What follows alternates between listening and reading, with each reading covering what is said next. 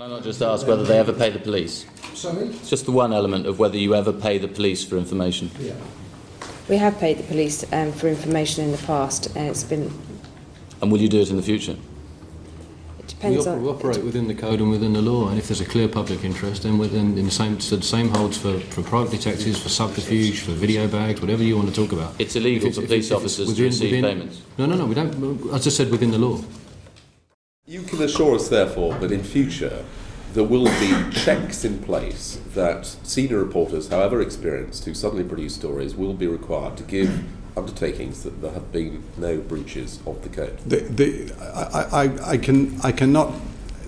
Anything that can make the new regime there more rigorous, we will do. But we are running aggressive newspapers.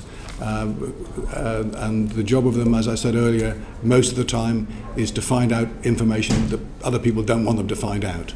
And you carried out a full, rigorous internal inquiry, and you are absolutely convinced that Clive Goodman was the only person who knew what was going on. Yes, we have, and I believe he was the only person, but that investigation under the new editor continues. I was, as you know, editor of the News of the World for 4 years, from January 2003 until January 2007. During that time I never condoned the use of phone hacking, and nor do I have any recollection of incidences where phone hacking took place. My instructions to the staff were clear. We did not use subterfuge of any kind unless there was a clear public interest in doing so.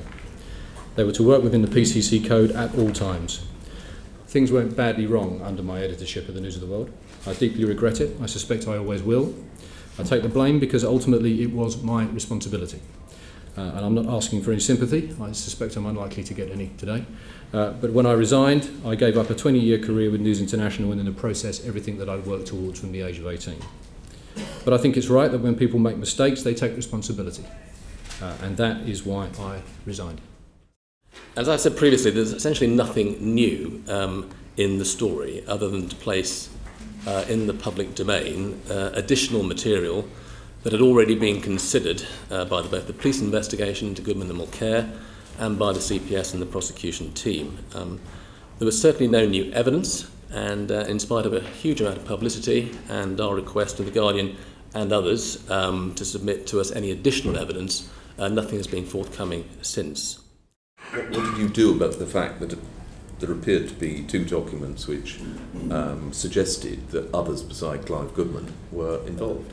Well, I tasked myself with Mr. Myler's knowledge with finding out what exactly had happened, what was known, who knew, what other documents there might be. I then questioned the junior reporter. He had very little recollection of it, but he did know that about this time he had only just become a reporter. Prior to that, actually, I think he'd been a messenger and he was being trained up off the floor. In the early weeks and months of him being trained up as a reporter, what he did more than anything else was transcribe tapes, journalists' interviews, whatever tapes were relevant to the News of the World. He doesn't particularly remember this job in any detail. He doesn't remember who asked him to do it, and he doesn't remember any follow-up from it. He saw the email, and he accepts that he sent the transcript where the email says he sent it. Chairman and Chief Executive Officer Rupert Murdoch, owner of the News of the World, Fox News, and a global broadcasting empire, has finally spoken on the subject of alleged phone tapping by his journalists. all around the country, and certainly here in New York, is that the News of the World, a News Corporation newspaper in Britain, used... I'm not talking about that issue at all today. I'm sorry. Okay, no worries, Mr. Chairman. That's fine with me. I'm too far removed out of here. Okay. I'm sorry. That's all right, sir.